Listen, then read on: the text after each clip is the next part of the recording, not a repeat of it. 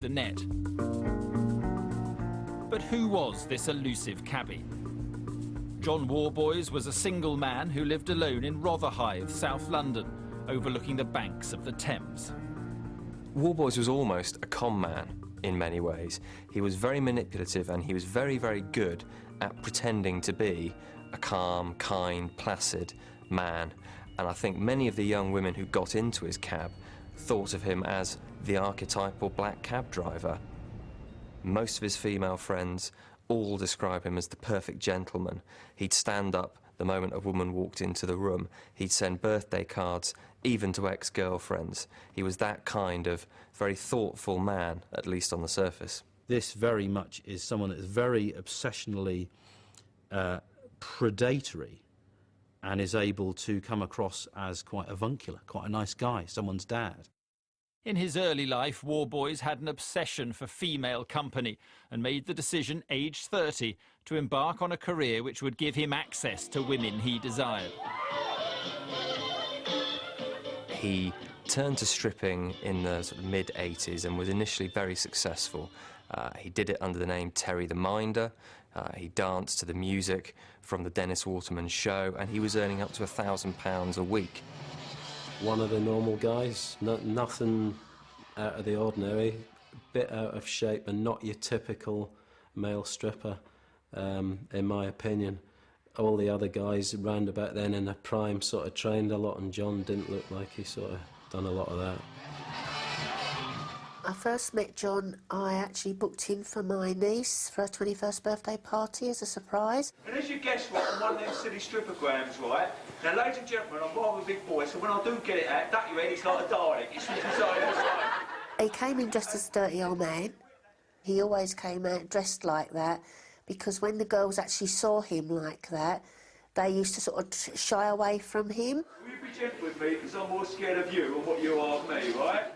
But then once he took his, balaclava off and his clothes and he realised how good-looking he was, then they were completely different. All the girls thought he was absolutely fantastic because he was a comedy stripper. He wasn't a serious stripper. John Worboys might not have been a typical male stripper, but his intentions were clear. He was a womaniser, definitely. His act was get in amongst the girls, get the lotion out, get the bananas out, get the fresh cream out. It's someone who doesn't really know what they're doing, but they're using the job to meet women and get amongst the women. When he was stripping, he loved the attention, he loved getting involved, he loved the after-show party where he would ply women with drink and have sex with them. In 1991, Worboys met and married Jean Clayton, but this didn't stop him trying to procure intoxicated women. His ex-wife has spoken about how he would follow drunk women home, even during his marriage, hoping to have sex with them. The marriage broke down in 1995 after turning violent and abusive. Incredibly, even at this time, Worboys had started to experiment with ways of incapacitating women. Jan Reynolds went out for a date with Worboys after one of his shows. After we'd spent the evening out, we came back to his place. We then, which I never do on a first date, never, but because he was so irresistible, we had a sexual relationship. After a successful first date, Jan hadn't heard anything for several weeks, but eventually Worboys got in touch to arrange a second meeting. Only this time, he had something more sinister in mind. On the second date, he cooked a meal for me, and after I'd had 2 or 3 glasses of wine, I felt quite woozy, lightheaded.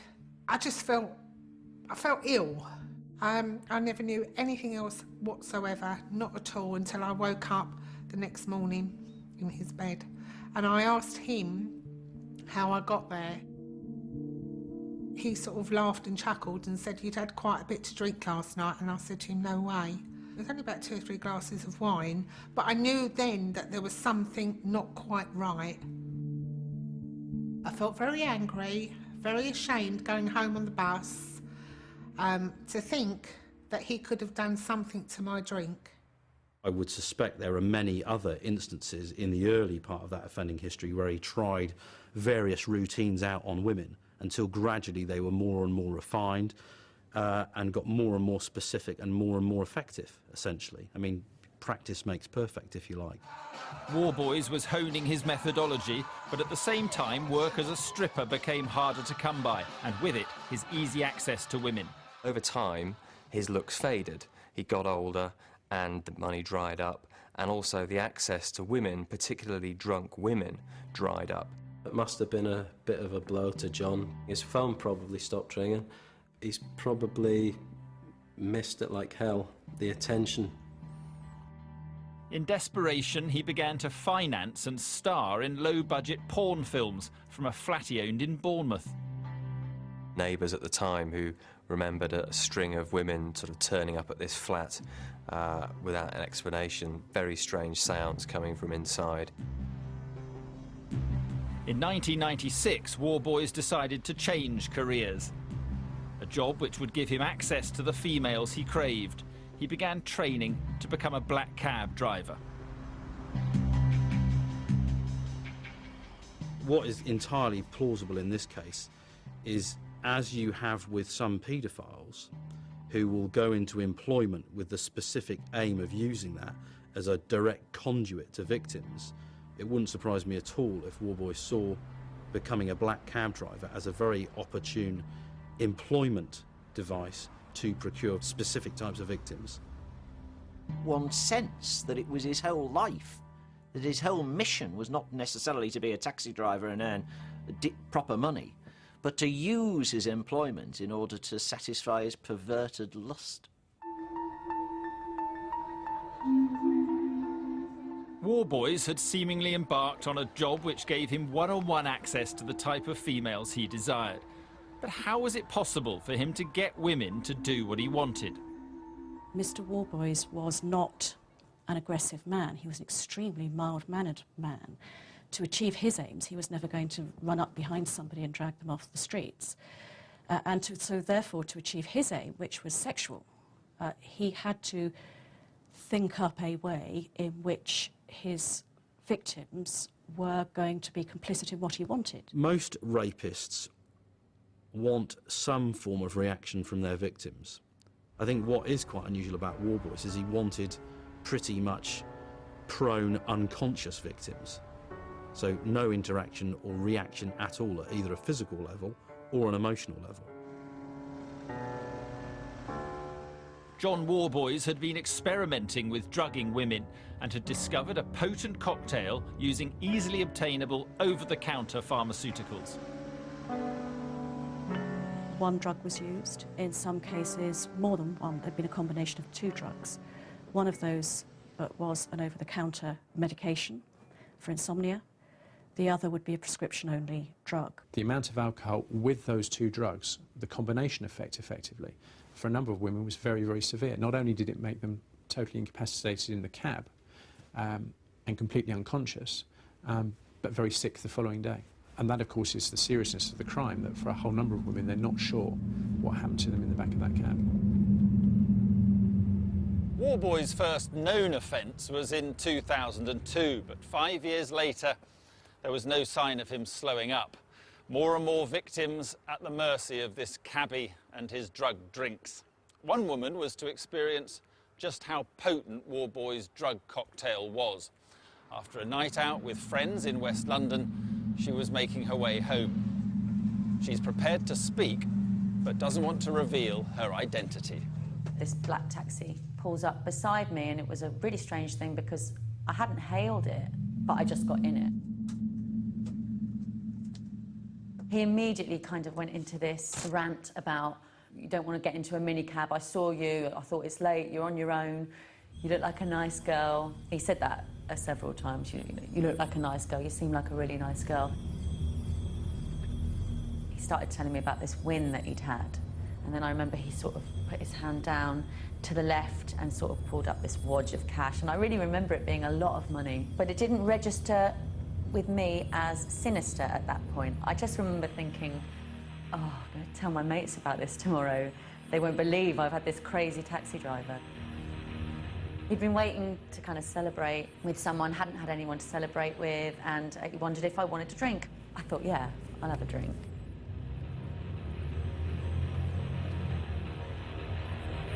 As the taxi got near to the woman's home, the cabbie pulled up in a dark and deserted part of the street. I remember saying something like, "Why are we going this way? What are you doing?" And he said, "Oh, I'm just going to pull up here and have a little drink with you, and then I'll take you back to your flat."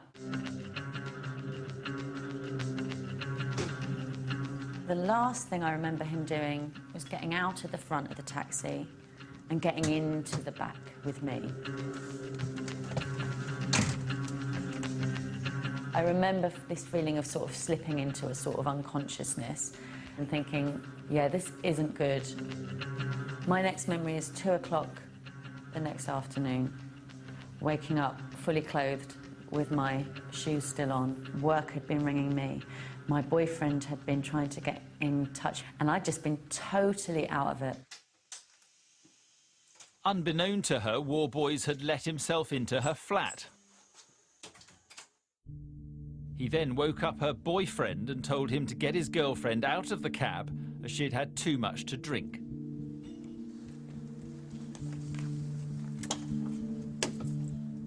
I'm pretty sure that nothing happened to me in the back of the taxi. I can't be 100%, partly because I woke up fully clothed. I had tights and knee-high boots on, and they didn't appear to have been interfered with in any way.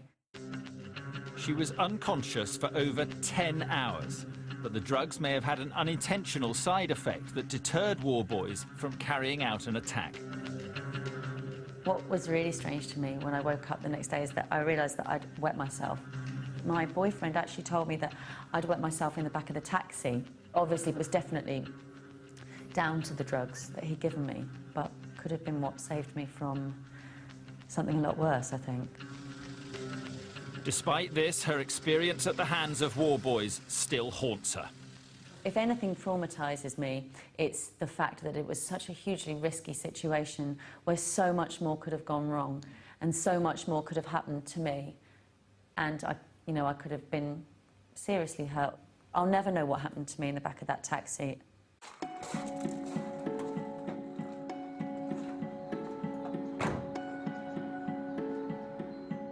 Like many victims, this woman felt too embarrassed to contact police at the time.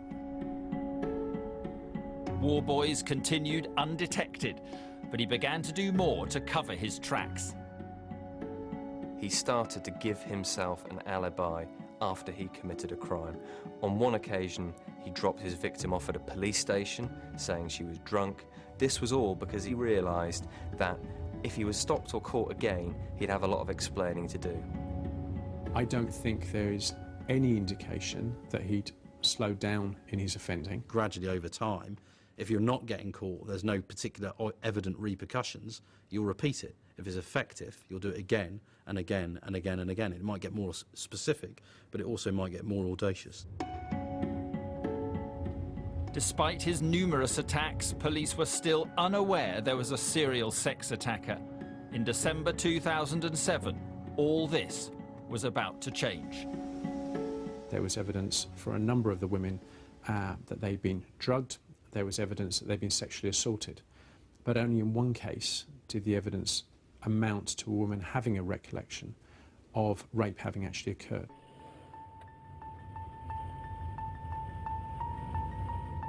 Towards the end of 2007, police were still unaware they were dealing with a sexual predator driving a black cab. But John Worboys was continuing to assault women all over the Greater London area. In December of that year, one attack would prove crucial. A young lady was out with a friend to celebrate a birthday and decided to share a cab home. They'd been in central London. It was about 4 o'clock, and they were in the Oxford Street area when two of them got into Mr. Worboys' cab. Mr. Worboys, as was quite common, dropped the other lady off first, leaving him alone with this particular lady. Once the victim's friend had got out of the cab, Worboys began by appearing to innocently ask the young woman for her exact address. It's been a common feature that Mr. Worboys asked the victims where they lived as they got into the cab. After he'd given them drink, they got progressively worse, and he knew that he wouldn't be able to communicate with them by the time he got them home. Once he had established her destination, he could begin his usual routine.